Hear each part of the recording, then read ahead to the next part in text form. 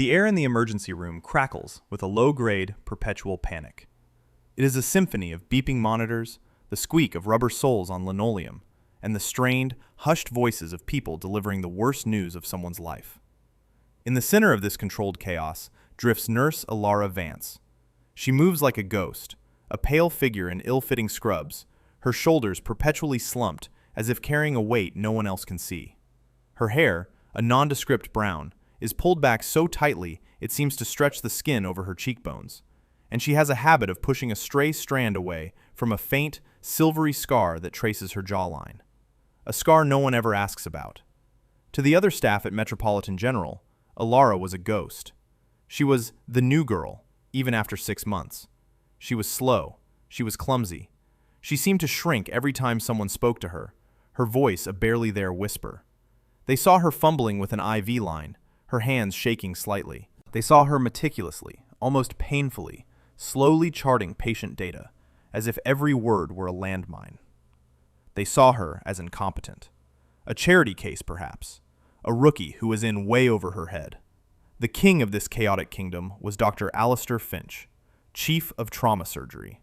He was a man carved from ego and ambition, with a brilliant mind and a tongue like a scalpel. He moved through the ER not like a healer, but like a conquering general reviewing his troops.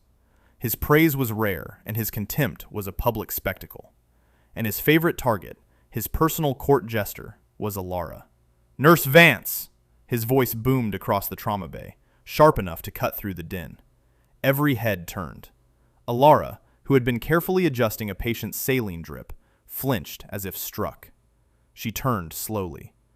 "Yes, Dr. Finch?" Her voice was a wisp of sound. He held up a clamp, pinched between his thumb and forefinger, as if it were a dead insect. "Is this where this belongs? On the floor? Are we redecorating in a style I'm unfamiliar with? Perhaps post-apocalyptic incompetence?" A few of the junior residents snickered. Chloe, a young nurse who sometimes shared her lunch with Alara, looked down at her shoes, her cheeks flushed with second-hand embarrassment. "I'm sorry, doctor," Alara whispered, her eyes fixed on the polished floor. "It must have slipped." "It slipped," Finch repeated, his voice dripping with saccharine mockery. He took a step closer, invading her space. He was a tall man, and he used his height to loom, to intimidate. "Things slip, Nurse Vance. Standard slip. Patient slip. And nurses who can't hold on to a simple clamp slip right out the door. Are we clear?" He didn't wait for an answer. He tossed the clamp into a metal basin with a clatter that made her jump. He smirked, a cruel twist of his lips, and swept away, his white coat billowing behind him like a cape. Alara stood frozen for a moment, the heat of humiliation creeping up her neck. She could feel the eyes on her, the pity, the scorn. She took a slow, deliberate breath, the air tasting like antiseptic and shame. Then she turned back to her patient, her hands moving with that same frustrating, infuriating slowness. No one saw the flicker in her eyes, not of fear, not of sadness, but of something cold, hard, and ancient. Something that looked a lot like patience. This was her life now, a quiet penance. She had chosen this. The noise, the anonymity, the constant low-level pain of being underestimated. It was a shield, a camouflage. Here, she was just the clumsy nurse. Here, she was safe. Here, no one would ever guess what she had been before. Here, no one would ever ask her to be that person again. The person who left footprints in sand and blood. The person whose hands were steady in the screaming chaos of a Black Hawk helicopter descending into a storm of fire. The person whose codename had been Angel. She pushed the memory down, burying it deep under the layers of feigned incompetence. It was better this way, quieter. The days bled into one another, each a fresh canvas for Dr. Finch's casual cruelty. He would forget her name, calling her Nurse U. He would assign her the most menial tasks, cleaning bedpans, restocking supply closets, escorting non-critical patients to radiology. Tasks meant for an orderly, not a registered nurse. Yet Alara did them without complaint. Her quiet compliance seemed to infuriate him even more than defiance would have. He wanted a reaction. He wanted tears. He wanted her to break. but she just absorbed it, her expression blank, her movements slow and deliberate. One afternoon, a child with a severe asthma attack was brought in. His parents were frantic. Alara was the first to reach him, her training kicking in on a subconscious level. For a brief moment, the ghost vanished. Her hands were sure as she checked his airway, her voice calm and steady as she spoke to the boy. "It's okay. We're going to help you breathe. Just look at me." Finch stormed into the cubicle. "What are you doing? Get out of the way, Vance." He physically shoved her aside. The boy, startled by the sudden aggression, began to panic more, his wheezing growing louder. "Don't just stand there gawking. Get me a nebulizer. Now! Can you even handle that?" Alara retrieved the equipment, her movements once again becoming hesitant, clumsy. She handed it to him, her eyes downcast. He snatched it from her hand, his fingers brushing hers with a contemptuous flick. The parents watched, their fear now mixed with confusion. Later, after the boy was stabilized, the mother found Alara in the hallway. "Thank you," the woman said softly. "You were the only one who seemed to know how to talk to him." Alara just nodded, unable to meet the woman's gaze, and scurried away before Finch could see them talking. Kindness was dangerous. It drew attention, and attention was the last thing she wanted. She needed to remain invisible, a shadow on the wall of a world she no longer belonged to. The other nurses had long since formed their opinions. Most, like the sycophantic senior nurse Brenda, mirrored Finch's disdain. "Honestly, I don't know how she passed her boards," Brenda would say loudly at the nurses' station. "It's a danger to patients having her on the floor." Others, like Dr. Peterson, a senior attending physician, would watch Finch's tirades with a pained expression, but never intervene. He knew it was wrong, but Finch was the chief of surgery, a man with the power to make or break careers. Peterson had a mortgage and 2 kids in college. He kept his head down. Only Chloe, the young nurse with bright, empathetic eyes, made any effort. "Don't listen to him, Alara," she'd whisper when they were alone in the break room. "He's a bully. You're a good nurse. You're so careful." Alara would offer a small, watery smile. "I'm just slow." "Careful isn't slow," Chloe insisted. "It's thorough." But even she couldn't explain the almost unnatural deliberation in Alara's every move, the way she seemed to be fighting her own body. Alara appreciated the kindness, but it was a language she was trying to forget. Kindness was for the world before. The world where she had a team, a purpose, a family. A world that had been ripped away from her in a flash of light and a cloud of dust over a sun-baked foreign mountain range. She had come here, to the heart of the city, to the one place she thought no one would ever look for a ghost. She had traded the uniform for scrubs, the battlefield for the ER, the respect of warriors for the scorn of a surgeon. It was a fair trade, she told herself. It was the price of peace. Then, on a Tuesday night drenched in cold November rain, the peace shattered. The wail of the ambulance was different this time, more frantic, more desperate. The doors to the ER burst open, and paramedics wheeled in a gurney. On it lay a man, a John Doe, they called him. He'd been found in an alley downtown, the victim of a multi-story fall from a building. He was unconscious, battered, and bleeding from a dozen different wounds. He was a mess of contradictions. His clothes were ragged, suggesting he was homeless, but underneath the grime, his body was a roadmap of honed muscle and faded scars that spoke of a life of discipline and violence. He had no ID, no wallet, nothing. Just the clothes on his back and a small, strange tattoo of a winged sword on his forearm, partially obscured by a deep laceration. Dr. Finch, ever the showman, descended upon the trauma bay. "All right, people, let's see what the city's refuse has brought us tonight. Stats. BP is 80/50 and dropping. Heart rate 140. He's in hypovolemic shock," a resident called out. "Multiple fractures, obvious head trauma, probable internal bleeding," Finch assessed with a glance. "Push 2 units of ONEG, get him typed and crossed, and get me a full-body CT, stat. Vance, get in here and put some pressure on that leg wound. Try not to faint." Alara moved to the gurney. The air around the man felt electric, familiar. She placed her hands on the gushing wound on his thigh, applying firm, steady pressure. Her fingers, covered in sterile gauze, probed the edges of the wound. It was deep. But as her hands worked, her eyes scanned his body with an efficiency that belied her clumsy reputation.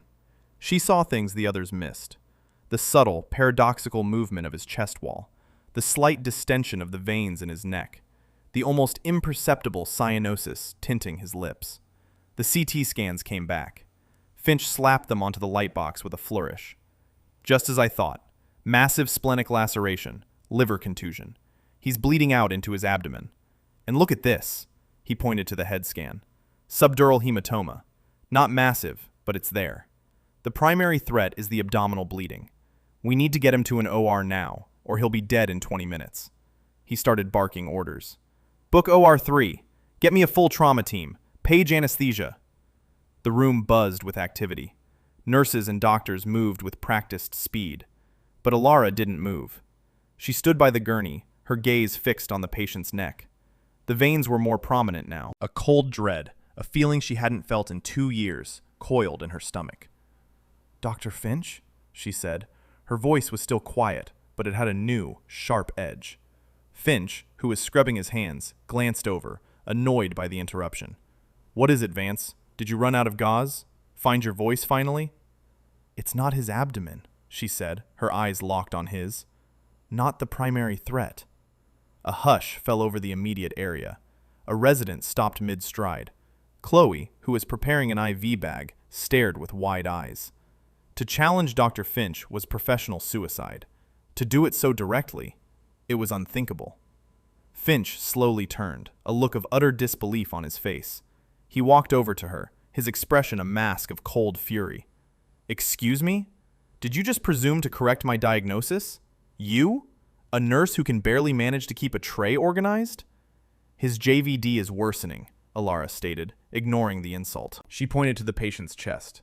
He has paradoxical chest movement on the left side, and his trachea is deviating slightly to the right. His breath sounds are diminished on the left. It's not the splenic laceration that's killing him. Not yet. It's a tension pneumothorax. A bad one. The fall must have shattered a rib and punctured his lung. She was speaking clearly, concisely. The timid, whispering nurse was gone.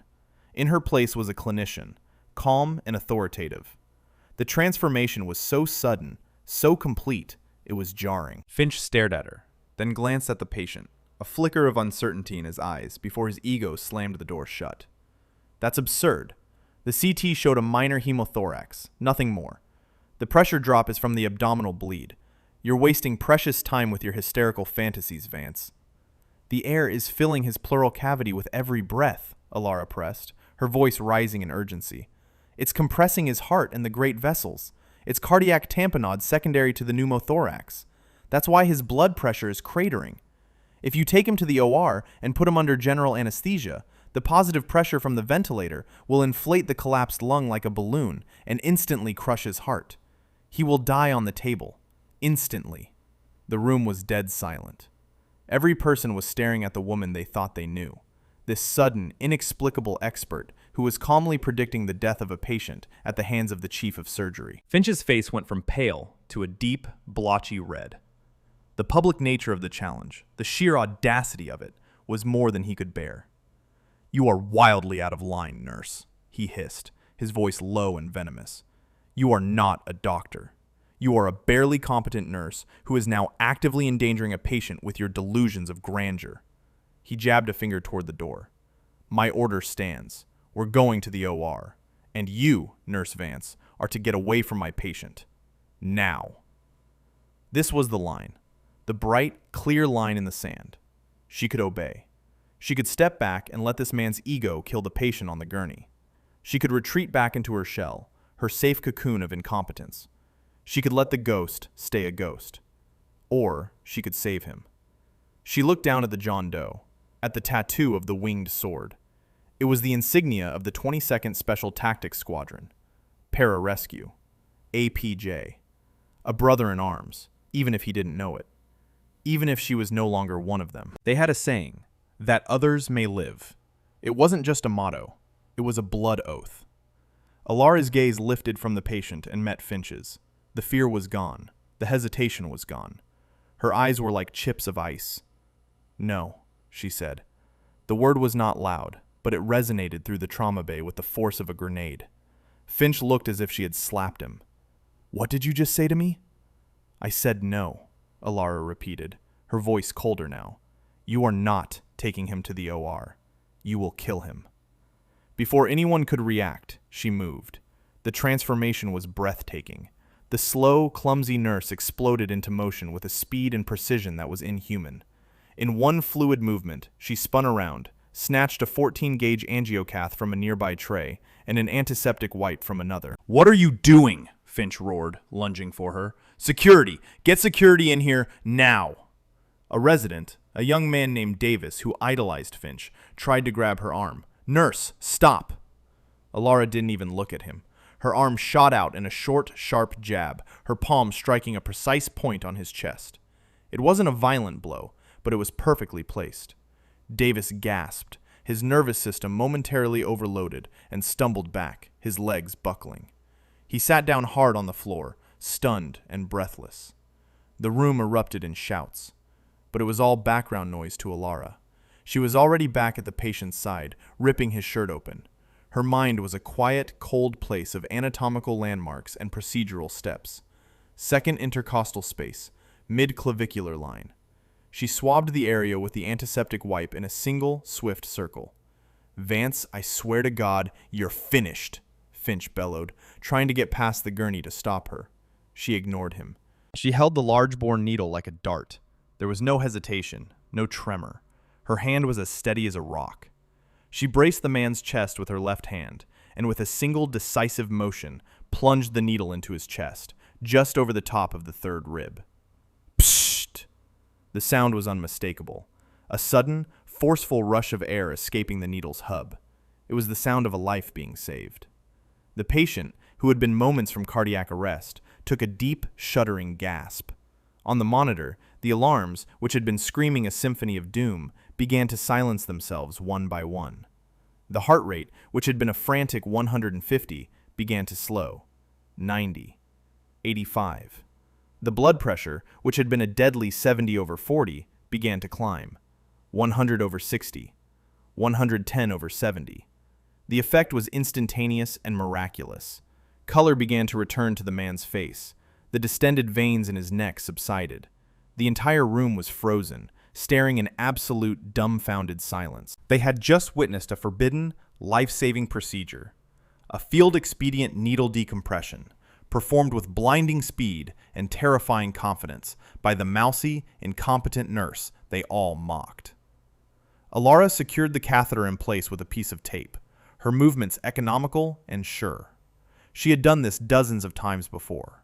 In the back of shaking Humvees, in dusty village clinics, under the deafening roar of helicopter rotors.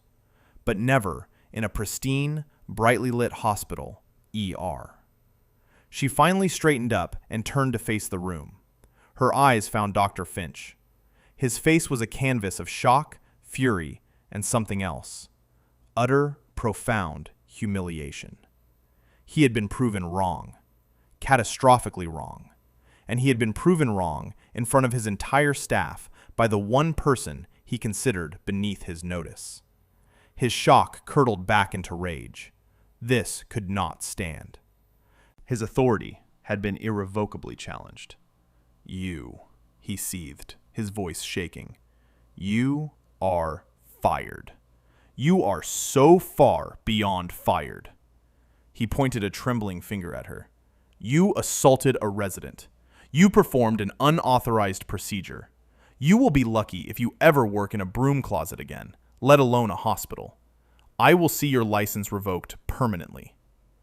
He turned to the two burly security guards who had just arrived, their faces confused. "Get her out of my hospital, now. Escort her off the premises. She is not to touch anything. She is not to speak to anyone. Get her out." The guards looked from Finch to Alara, then to the stable patient on the gurney, and the resident still sitting on the floor, rubbing his chest. "You heard me!" Finch screamed, his composure completely gone. "Remove her!" One of the guards, a man named Henderson, stepped forward cautiously. "Ma'am, you need to come with us." Alara looked at the patient, now breathing steadily, his life pulled back from the brink. Her job was done. The oath was fulfilled. She gave a single, sharp nod. The fire in her eyes dimmed, replaced by a weary resignation. The ghost was back. She didn't resist as the guards flanked her. She didn't say a word as they led her from the trauma bay, past the stunned faces of her colleagues. Chloe had tears in her eyes. Dr. Peterson looked at the floor, ashamed. Brenda, the sycophant nurse, was staring at Alara with a mixture of fear and awe. They took her to the locker room. One guard stood by the door while the other watched her empty her locker into a cardboard box. A worn paperback novel, a spare pair of sneakers, a framed photo face down that she didn't look at. They took her ID badge and cut it in half with a pair of scissors. They walked her through the long, sterile hallways, a silent, grim procession. They didn't put their hands on her, but their presence was a cage. They marched her past the waiting room, through the automatic glass doors, and out into the cold, driving rain. The doors hissed shut behind her, sealing her out. One of the guards placed the cardboard box on the wet pavement beside her. "Sorry, ma'am," Henderson mumbled, before retreating back into the warmth of the hospital. Alara stood there on the curb, the rain plastering her thin scrubs to her skin, her hair coming loose from its tight bun. The cardboard box began to soften and sag in the downpour. She looked up at the towering edifice of Metropolitan General Hospital, a place that had been her sanctuary, her hiding place. Now it had cast her out. She felt a strange sense of emptiness, not sadness, not anger, just nothing. She had known this was a risk. She had broken her own primary rule: stay invisible. She had saved a man's life, and in doing so, she had destroyed her own. She picked up the soggy box and began to walk, her destination unknown, her future a blank, rain-streaked page. The city lights blurred through the water in her eyes. She was a ghost again, but this time she had no place to haunt. Back inside the hospital, chaos had been replaced by a tense, simmering unease. Dr. Finch, trying to reclaim his authority, had taken the now stable John Doe to the OR, not for the splenectomy, but to insert a proper chest tube, essentially cleaning up Alara's life-saving work and claiming it as his own.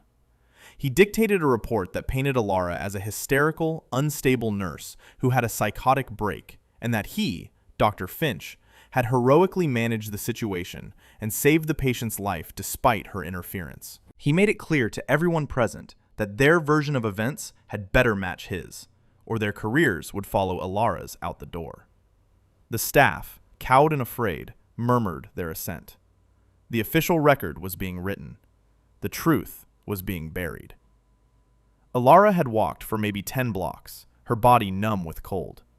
The rain had soaked through to her skin. Cars hissed by, splashing dirty water onto the sidewalk. She didn't care. She was just putting one foot in front of the other. The box in her arms was disintegrating. The paperback was ruined. It didn't matter. Nothing mattered. Then she heard it. A sound that didn't belong. A sound from her old life. Whump, whump, whump, whump. It was a deep, rhythmic beating that vibrated in her bones. It grew louder, closer, drowning out the city noise. She stopped and looked up, pushing wet hair from her face. Dropping out of the low, dark clouds were 2 helicopters. They weren't news choppers or police birds. They were sleek, black, and utterly menacing. MH-60 Blackhawks, the kind used by Special Operations Forces. They had no markings, just a flat, non-reflective paint job that seemed to absorb the city lights. They were flying impossibly low, their rotors churning the rainy air into a miniature hurricane. Cars on the street below swerved and stopped. People on the sidewalk stared up in disbelief. One of the helicopters peeled off, circling the block. The other, impossibly, began to descend. Not toward a park, not toward a rooftop helipad. It was descending toward the street, directly in front of Metropolitan General Hospital. Its landing lights cut brilliant white cones through the rain. Traffic screeched to a halt. The powerful downdraft sent trash cans skittering and tore umbrellas from people's hands. The Blackhawk touched down on the wet asphalt with a grace that defied its size. The side doors slid open before the skids had even fully settled. From the dark interior, figures began to rappel down ropes. They were not soldiers. They were operators. Clad in black tactical gear, helmets with night vision goggles flipped up, and carrying short-barreled rifles. They moved with a fluid, predatory grace, forming a secure perimeter around the helicopter in seconds. Their movements were silent, economical, and terrifyingly professional. The ER doors burst open as security guards and a few brave hospital staff, including Dr. Peterson, peered out, their faces a mixture of fear and astonishment. From the second helicopter, now hovering protectively overhead, a voice crackled over a loudspeaker, a voice of pure, amplified authority that echoed off the surrounding buildings. Metropolitan General Hospital, this is United States Special Operations Command. Stand down. We are not a hostile force. A man in a decorated military uniform, a single star gleaming on each collar, stepped out of the landed helicopter. He was tall, broad-shouldered, with graying hair cut short, and a face that looked like it was carved from granite. He strode toward the hospital entrance, his entourage of operators parting to let him through. He ignored the stunned security guards and walked directly into the ER. The entire emergency room fell silent.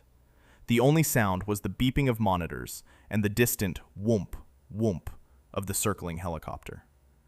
The general's eyes swept the room, taking in the scene with a practiced, analytical gaze. "Where is he?" he demanded, his voice low but carrying to every corner of the room. Dr. Peterson, his face pale, stepped forward. "General, I'm Dr. Peterson. To whom are you referring?" "The John Doe," the general said, his eyes narrowing. "The man brought in from a fall approximately 1 hour ago. Where is he?" He's in surgery," Peterson stammered. "Dr. Finch is with him now." "Finch?" The general's lip curled in distaste, as if the name were something foul. "Take me to him." As Peterson led the way, the general spoke into his radio. "Titan 1 is inside. Locate the asset." His operators began to move through the hospital, not with aggression, but with a quiet, unnerving purpose. They weren't looking for a terrorist. They weren't looking for a bomb. They were looking for someone specific. Down the street, Alara watched the impossible scene unfold. The helicopter, the soldiers, the general. A cold knot of dread and recognition formed in her gut. She knew who they were. She knew what this meant. They were here for the John Doe. They were here for the PJ. She turned to leave, to disappear into the shadows. This was not her world anymore. She had to get away. "There!" a voice shouted from behind her. She froze. 2 of the operators were jogging toward her, their rifles held in a low ready position. They weren't aiming at her, but their focus was absolute. Alara's heart hammered against her ribs. Her instincts screamed at her. Run, fight, disappear. But her body wouldn't move. She was trapped in the glare of their helmet-mounted lights. They stopped a few feet from her, their faces unreadable behind their gear. One of them spoke into his radio. "Command, this is Dagger 2. We have eyes on a possible. Female, late 20s, scrubs, matches the hospital's description of the fired nurse." A voice crackled back over their comms. A voice Alara recognized with a jolt that went through her like electricity. It was the general's. "What's her condition? Is she all right?" "Subject appears soaked, sir, and carrying a melted box." There was a pause. "Ask her," the general commanded. "Use the code name." The lead operator took a hesitant step forward. He seemed almost nervous. "Ma'am," he said, his voice surprisingly gentle. "Are you Angel?" The name hit her like a physical blow. A name she hadn't heard in 2 years. A name she had buried with 6 of her teammates on a dusty mountainside. A name that belonged to a different person, a different lifetime. Tears she didn't know she had welled in her eyes, mingling with the rain on her cheeks. She couldn't speak. She could only nod, a small, jerky movement. The operator's entire posture changed. The tactical readiness melted away, replaced by a profound, almost reverent respect. "Angel," he breathed, then spoke into his radio. "Command, it's her. We found her. We have Angel." The response was immediate. "Bring her in, Dagger 2, with all due respect." One of the operators gently took the dissolving box from her arms. The other took off his own tactical jacket and draped it over her shivering shoulders. It was warm and dry and smelled of jet fuel and ozone. It smelled like home. "Ma'am," the first operator said softly, "General Thorne is waiting for you." General Marcus Thorne, her old CO. The man who had given her the medal she kept in the back of a sock drawer. The man who had looked her in the eye and told her the loss of her team was not her fault. They escorted her back toward the hospital, not as a prisoner, but as a protected asset. As they approached the landed Black Hawk, the pilot gave her a thumbs up through the cockpit window. The operators who had formed the perimeter watched her pass, their helmeted heads turning in unison, a silent gesture of acknowledgement, of respect. They led her back into the ER she had been thrown out of less than an hour before. The scene inside was one of frozen tension. General Thorne had come out of the surgical wing and was standing in the middle of the room, his hands clasped behind his back. Beside him, looking pale and utterly terrified, stood Dr. Alistair Finch, still in his surgical scrubs. Every eye in the room turned to Alara as she entered, flanked by 2 elite soldiers, wearing a jacket that bore the insignia of a Tier 1 unit. They saw the mousy nurse, the incompetent rookie. But they also saw the way the hardened operators deferred to her, the way General Thorne's grim expression softened with relief when he saw her. The 2 images didn't compute. "Angel," Thorne said, his voice rough with emotion. "Thank God you're safe." He stepped forward and looked her over, his eyes taking in her soaked clothes and pale face. "What did he do to you?" Before Alara could answer, Finch sputtered, finding his voice. "General, this is a serious misunderstanding. This woman is a disgraced nurse. I had to fire her for gross incompetence and for assaulting a member of my staff. She's mentally unstable." Thorne turned his head slowly to look at Finch. The look in his eyes was so cold, so filled with contempt, that Finch physically recoiled. "Dr. Finch," Thorne said, his voice dangerously quiet, "let me tell you what I understand. I understand that Captain Alex Ryder of the 22nd Special Tactics Squadron was brought into your hospital tonight with life-threatening injuries." He gestured toward Alara. "I understand that you misdiagnosed his condition. I understand that you were about to perform a procedure that would have killed him instantly. And I understand that this woman, this disgraced nurse, correctly identified a tension pneumothorax and performed a needle decompression that saved his life. A procedure you were too arrogant and too incompetent to recognize was necessary." A collective gasp went through the room. Captain. Special Tactics Squadron. The John Doe was a hero. A secret VIP. Finch's face was ashen. That's not what happened. She got lucky. It was a guess." "A guess?" Thorne repeated, stepping closer to Finch. "Let me tell you who you're talking to. This is Staff Sergeant Alara Vance, former pararescue jumper, call sign Angel.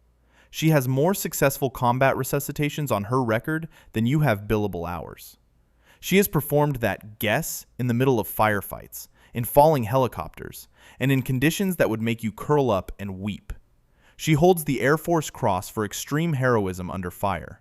The man you call unstable is one of the most decorated combat medics of the last decade. She didn't get lucky, Doctor. She got it right, and you got it wrong." The reveal landed with the force of a shockwave. Alara Vance, a combat hero. The clumsy, slow nurse was a wolf in sheep's clothing. Chloe's jaw was on the floor. Brenda looked like she was going to be sick. Dr. Peterson stared at Alara with dawning, horrified respect. He had stood by and watched this man torment a decorated war hero. Thorne wasn't finished. He turned to the entire room. "Captain Ryder is a national asset. His life is of critical importance. Due to your Chief of Surgery's catastrophic failure in judgment, I am officially relieving him of his duties, effective immediately." He then turned to Alara. The hardness in his face melted away, replaced by a deep, trusting warmth. "Sergeant Vance," he said, his voice formal but kind. "As the ranking medical expert on site, I am placing you in charge of Captain Ryder's care. Whatever you need, you will have. Staff, equipment, an entire operating theater. Anything. Your orders will be followed as if they came from me. Is that understood?" He looked around the room, his gaze lingering on every doctor and nurse. They all nodded, their faces a mixture of shock and awe. Finch was sputtering, his world crumbling around him. "You can't do this! This is a civilian hospital! You have no authority here!" Thorne gave him a pitying look. "Doctor, the man lying in your OR is carrying classified intelligence vital to national security. By presidential order, this hospital is now temporarily under military jurisdiction. My authority here is absolute, and my first order is for you to get out of my sight." He nodded to two of his operators. "Escort Dr. Finch to his office. He is not to speak to anyone or touch any files. He will wait there for the military police." As the soldiers moved to flank him, Finch finally broke. "This is insane. I am the chief of surgery. I will sue. I will call the press," he shrieked as they led him away, his ranting echoing down the hall until it was cut off by a closing door. The ER was silent again. General Thorne turned back to Alara. "Sergeant Vance, Alara, what does Captain Ryder need?" Alara pushed the wet hair from her face.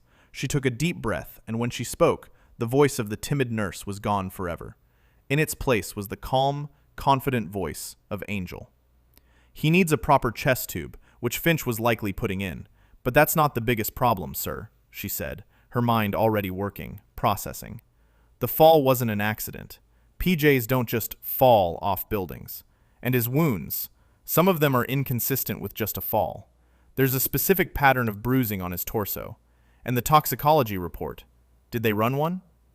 "They were about to," Dr. Peterson supplied, stepping forward, eager to be helpful now. "Run it now," Alara commanded. "Full panel, but I want a priority screen for unconventional neurotoxins, specifically organophosphate variants. And get me his gear. What was he found with?" "Just his clothes, ma'am," one of the paramedics offered. "Bag it. All of it," Alara ordered. "I need to examine it myself.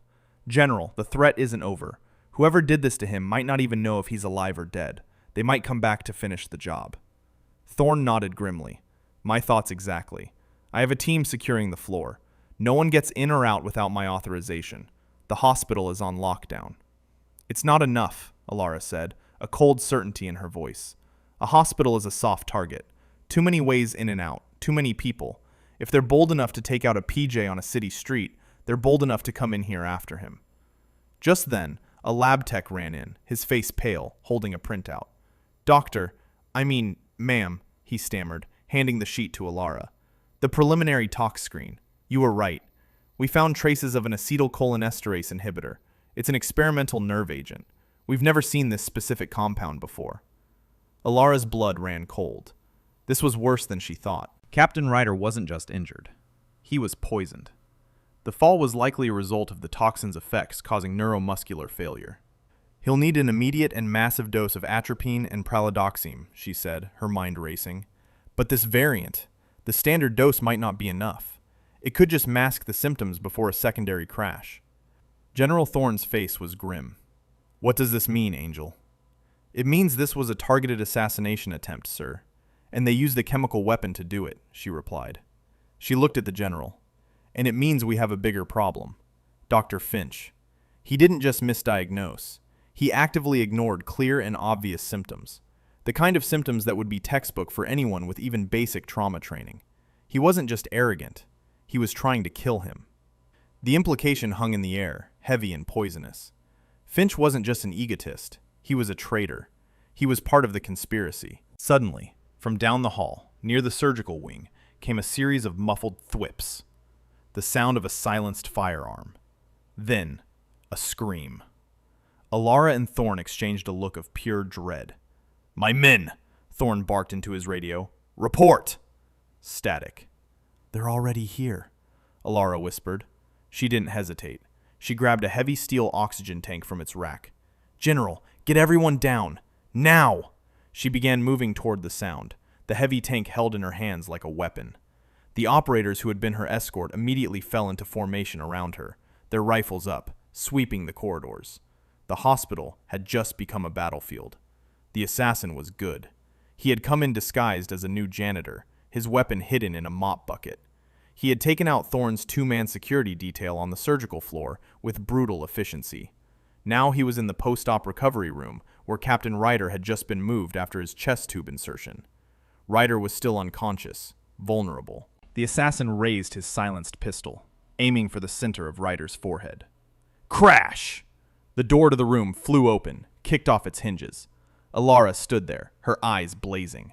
The assassin spun, startled, and fired. Alara was already moving. diving to the side as the bullet whispered past her head and embedded itself in the wall. As she hit the floor, she heaved the heavy oxygen tank with all her might. It slid across the polished linoleum like a bowling ball, slamming into the assassin's legs and knocking him off balance. He stumbled, and in that split second, the two operators burst into the room, their weapons trained on him. "Drop it! Now!" The assassin, realizing he was trapped, made a desperate choice. He lunged toward Ryder's bed, pulling out a syringe filled with a clear liquid, likely a fatal dose of potassium chloride. He was going to finish the job, even if it cost him his life. He never made it. Alara surged up from the floor with the explosive speed of a viper. She didn't try to stop his hand. She drove the heel of her palm up under his chin, a vicious, precise blow that snapped his head back. At the same time, she hooked her leg behind his, sweeping him off his feet. He crashed to the floor, his head hitting the hard tile with a sickening crack. The syringe flew from his hand, skittering under the bed. The operators were on him in an instant, disarming him and cuffing him. He was unconscious, but alive. Alara ignored him. She was already at Ryder's side, checking his vitals, her hands moving with practiced calm. He was stable, unharmed. She had saved his life for the third time in as many hours. General Thorne strode into the room, his face a thundercloud. He looked at the unconscious assassin, then at Alara. "You were right," he said, his voice grim. "This place is compromised. Finch must have tipped them off." "He would have had a phone in his office," Alara said, her mind already 3 steps ahead. "He knew you'd hold him there. It gave him the perfect opportunity to make one last call." She looked at Ryder, then at the general. "Sir, we have to move him. Now. We can't trust this hospital. We can't trust anyone here." "Where do we go?" Thorne asked. "My nearest secure facility is 100 miles away." Alara thought for a moment, her past life flooding back. The training, the protocols for compromised locations. "We go off-grid," she said. "There's a place, a cabin my old team used for R&R sometimes. It's remote, defensible, and has a basic medical setup. It's about 40 miles north of here, in the National Forest. No one knows about it except a handful of us. Most of them are gone now." Thorne nodded. "It's our best shot. Get him ready for transport. I'll have the chopper spooled up." Within minutes, the plan was in motion. Alara, with Chloe's trembling but determined help, stabilized Ryder for the move, administering the first dose of the nerve agent antidote. The operators formed a moving perimeter as they wheeled Ryder's gurney through the now panicked hospital and out to the waiting Blackhawk. As they lifted off, leaving the chaos of Metropolitan General behind, Alara looked down at the city lights. She had come here seeking quiet oblivion. Now she was back in the storm, a warrior in borrowed scrubs, flying into the dark with a wounded soldier and a team of ghosts at her back. The past, it seemed, had a way of finding you. The cabin was exactly as she remembered it, tucked away in a dense pine forest, accessible only by a long, unpaved logging road.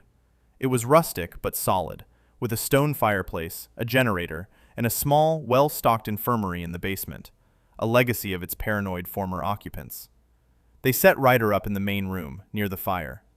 Alara worked tirelessly, hooking him up to a portable cardiac monitor and a field-grade ventilator they had brought from the helicopter. The neurotoxin was insidious. His vitals would stabilize, then crash without warning. It was a constant battle, a delicate dance of chemistry and physiology. Alara managed it with a focus that was absolute. General Thorne set up a command post, using a satellite phone to coordinate with his intelligence teams. The captured assassin wasn't talking. The search of Finch's office and financials, however, was a gold mine. Large, untraceable payments from an offshore account. Encrypted communications with a shell corporation known to be a front for a rogue intelligence agency. "It's a group called Scylla," Thorne explained to Alara during a brief lull. "Mercenaries. Ex-special forces from various countries, all for hire to the highest bidder. They specialize in destabilization and corporate espionage. Captain Ryder was working deep undercover, tracking their efforts to steal research on a new generation of drone technology. They must have found him out." "And the neurotoxin?" Alara asked, adjusting Ryder's IV drip. "Part of the same research," Thorne said grimly. "A bioweapon developed by the same corporation. Scylla was trying to acquire both. Ryder must have had information on him, a data chip, a key, something, that would expose their entire operation." Alara's eyes went to Ryder's clothes, which lay sealed in a biohazard bag. Later, when Ryder was stable for a moment, she carefully cut the bag open. She searched the ragged clothes methodically. In the hem of his jeans, sewn with Kevlar thread, she found it. A tiny, waterproof micro SD card, no bigger than her fingernail. "This is it," she said, holding it up for Thorne. "This is what they're willing to kill for." As Thorne worked to access the encrypted data, Alara focused on her patient. Over the next 48 hours, she barely slept. She monitored Ryder, adjusted his medications, and cleaned his wounds. She was no longer just a medic, she was his sole lifeline. In the quiet hours of the night, with only the crackling fire and the beeping monitor for company, she would look at his face. He was younger than she expected, maybe early 30s. Even unconscious and battered, there was a strength in his features. She found herself talking to him, her voice low and soft. "You're going to be okay, Captain," she whispered, changing a dressing on his arm, near the PJ tattoo. "We don't leave our own behind." On the third day, his eyelids fluttered. He groaned, his brow furrowed in pain. Alara was at his side instantly. Captain Ryder, can you hear me?" His eyes opened, hazy and unfocused. "Where?" he rasped, his voice raw. "You're safe," she said gently. "You're in a safe location." His eyes cleared slightly, and he focused on her face. I remember you. The hospital. The needle." "I'm Alara," she said. "I'm a nurse." He gave a weak, dry chuckle. "A nurse. Right. And I'm just a guy who fell off a building." His gaze drifted to her jawline, to the faint, silvery scar. "That's not from a slip in the kitchen." Alara instinctively touched the scar. "No," she said softly. "It's not." "Angel," he whispered, his eyes starting to close again as the sedatives pulled him back under. "They called you Angel." Just as he lost consciousness, one of Thorne's operators, posted as a sentry outside, burst through the door. "Contact! We have multiple vehicles approaching on the access road, at least a dozen hostiles." Thorne grabbed his rifle. "They found us. Finch must have had a tracker on him, or they put one on me at the hospital." "They're not getting him," Alara said, her voice flat and hard. She looked at Ryder, then at Thorne. "Sir, get him to the basement. It's the most defensible point. I'll buy you time." "Alara, no," Thorne protested. "You're a medic." "I'm a soldier," she corrected him, her eyes like flint. She grabbed the rifle from the operator who had been guarding the door. It felt heavy and familiar in her hands. "I know this terrain. I know how they'll move. Go. That's an order, General." Thorne stared at her for a second, seeing not the nurse or the medic, but the warrior. He nodded grimly. "Don't die, Sergeant." He and his men began moving Ryder's cot toward the basement door. Alara moved to the window, peering out into the twilight. Headlights cut through the trees. The siege had begun. She checked the magazine in her rifle, chambered around, and flipped the safety off. The ghost was gone. The angel was gone. All that was left was the soldier, and she was not going to let them take her patient. The first wave of Scylla mercenaries came in fast, expecting to overwhelm the cabin with speed and violence. They were wrong. Alara moved through the dark cabin like a phantom, using the shadows as her ally. She fired single, precise shots from different windows, making her small force seem larger. A mercenary trying to flank the porch went down with a round to the knee. Another, trying to breach the back door, was met with a 3-round burst that sent him sprawling into the dirt. The mercenaries, professional but surprised by the stiff resistance, pulled back to regroup. They were used to fighting soldiers, not ghosts.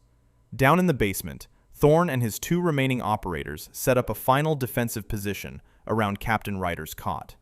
Ryder was awake now, groggy but aware. "What's happening?" he asked. "Scylla's here," Thorne said, reloading his magazine. "Sergeant Vance is holding them off upstairs." Ryder struggled to sit up. "Alara? She's up there alone?" He tried to get off the cot, but his body screamed in protest. "Give me a weapon." "You can't even stand, Captain," Thorne said. "Then prop me up in a corner and give me a pistol," Ryder growled. "She's not fighting for me alone." Upstairs, the fight intensified. The mercenaries started using suppressive fire, chewing up the cabin's log walls. Wood splintered around Alara as she moved from cover to cover. She was out of ammunition for the rifle. She tossed it aside and drew the pistol she had taken from the unconscious assassin back at the hospital. It had one full magazine, 17 rounds. They were coming through the windows now, clad in black, moving low and fast. The first one through the door was met with 2 rounds to the chest. Crack! Crack! Alara dropped him. Another appeared in the window frame. Crack! She put a round through his shoulder, sending him tumbling back outside. But there were too many. 2 more burst through the main door. She shot one, but the other got a shot off, the bullet grazing her side, a hot, searing pain. She grunted, stumbled back, but didn't fall. She fired her last 2 rounds, emptying the magazine, dropping the second man. She was out of ammo. The cabin was shot to pieces, and a third man, huge and menacing, was now inside, leveling his rifle at her. This was it. She had failed. Suddenly, a shot rang out from the basement doorway. Bang! It was louder than the others, a pistol shot. The mercenary in front of her crumpled to the ground, a hole in the back of his head. Alara spun around. Captain Alex Ryder was standing there, leaning heavily against the doorframe, a pistol in his shaking hand. General Thorne was behind him, helping to hold him up. "Leaving our own behind," Ryder said through gritted teeth, "is not what we do." A momentary, silent understanding passed between them. The warrior and the angel. 2 sides of the same coin. The lull was shattered by the sound of approaching sirens and the familiar whoomp, whoomp of more helicopters. Thorne's cavalry had arrived. The remaining Scylla mercenaries, realizing the fight was lost, vanished back into the forest. The aftermath was a blur of state police, federal agents, and more military personnel. Ryder was airlifted to Walter Reed National Military Medical Center. Alara, her side bandaged, gave her statement to a grim-faced FBI agent, handing over the micro SD card. The data on it, combined with the captured mercenaries and the evidence from Finch's office, was enough to completely dismantle Scylla's network and expose the corporate executives who had hired them. The climax wasn't a firefight, but a press conference held 2 days later in the lobby of Metropolitan General Hospital. The place was swarming with reporters. Dr. Alistair Finch, flanked by expensive lawyers, was at a podium, trying to spin his narrative. "This has been a harrowing ordeal," Finch said, his voice smooth and practiced. "A rogue, mentally disturbed nurse endangered a patient and allowed a known criminal into my hospital, leading to a tragic security incident. Thanks to the quick thinking of my staff, the situation was eventually brought under control." He was lying, weaving a tale of his own heroism. The sycophants, including Nurse Brenda, stood behind him, ready to corroborate his story. "That's not how it happened." The voice cut through the air, and the crowd of reporters parted. Alara Vance walked through them. She wasn't in scrubs. She was wearing a crisp military dress uniform, the one she kept hidden in a garment bag. On her chest was a row of ribbons, crowned by the unmistakable deep blue of the Air Force Cross. She looked regal, powerful, and absolutely terrifying. Beside her stood General Thorne, and on her other side, in a wheelchair, was Captain Alex Ryder, looking weak but resolute in his own decorated uniform. Finch's jaw dropped. He stared at her, at the uniform, at the metal, and his carefully constructed world shattered into a million pieces. "Dr. Alistair Finch," General Thorne announced, his voice booming through the lobby, "you are under arrest for conspiracy, attempted murder, and treason." FBI agents moved in, cuffing a stunned and babbling Finch. "This is a mistake. I'm a surgeon. I saved him," he screamed, pointing a shaking finger at Ryder. Ryder wheeled himself forward to the microphone. "This man left me to die," he said, his voice steady and clear. "This woman," he looked at Alara, his eyes filled with a profound gratitude and admiration. "Sergeant Alara Vance saved my life. 3 times. She is a hero. He is a traitor." Finch began to weep, pathetic, broken sobs, as he was dragged away. "I'm the chief of surgery," he wailed, until the doors closed behind him. The reporters erupted, shouting questions, their cameras flashing like lightning. Nurse Brenda and the other sycophants tried to slip away, but they were stopped by hospital security. Their careers were over. Chloe, however, pushed through the crowd, tears streaming down her face. "Alara, I'm so sorry," she cried. I was a coward. I should have spoken up. You were amazing."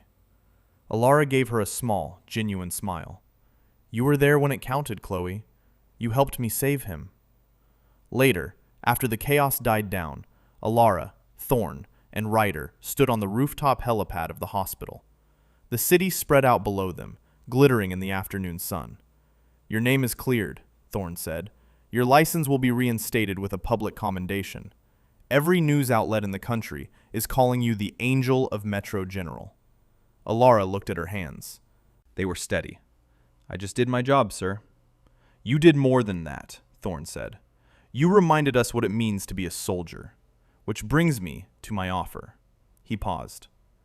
"The military is putting together a new unit, a rapid response medical team, attached to Joint Special Operations Command. It'll operate globally, deploying with Tier 1 teams to provide elite medical care in the most hostile environments on Earth. It needs a leader, someone with a unique combination of tactical skill and medical genius, someone who knows what it's like to be both the soldier and the angel." He looked her right in the eye. "The job is yours, Alara. Major Vance, if you'll have it. No more hiding. No more ghosts. Time to come home." Alara was speechless. It was everything she had run from, and everything she now realized she missed. A purpose, a team, a chance to use all of who she was. She looked at Ryder. He smiled. "They're going to need someone to run their training and selection program," he said. "After my physical therapy, of course. I figure it's the least I can do. The unit will need a good PJ to keep them honest." The implication was clear. They would be working together. A new beginning, forged in fire and blood. Alara looked out at the horizon, then back at the two men. The two worlds she had tried to keep separate had finally collided, and in the wreckage, she had found herself again. The timid nurse was a memory. The haunted ghost was at peace. "Yes, sir," she said, and for the first time in years, her voice was full of life, full of hope. "I'll take the job." She was no longer running from her past. She was stepping into her future, flanked by allies, her head held high. She was Alara Vance. She was Angel, and she was finally home. We really hope you enjoyed this educational piece of content, and hope that you could understand the moral lessons behind it. The story of Alara Vance teaches us some very important things. It shows that you should never judge a book by its cover. Someone who seems quiet or meek on the outside might possess incredible strength and skill on the inside. True character is revealed not in ordinary times, but in moments of crisis. It also teaches us that doing the right thing, even when it's hard and comes at a great personal cost, is always the right choice. Alara lost her job for saving a life, but her integrity and courage were ultimately rewarded. In contrast, Dr. Finch's arrogance and cruelty led to his complete downfall. His high status meant nothing when his character was exposed. This story is a powerful reminder that true strength is not about power or titles, but about courage, compassion, and doing what is right, no matter the consequences. What would you have done if you were in Alara's shoes? Would you have risked your entire career to save a stranger? Let me know in the comments below. And if you enjoyed this story, please smash that like button, and make sure you subscribe and hit the notification bell so you never miss an upload. Have a nice rest of your day.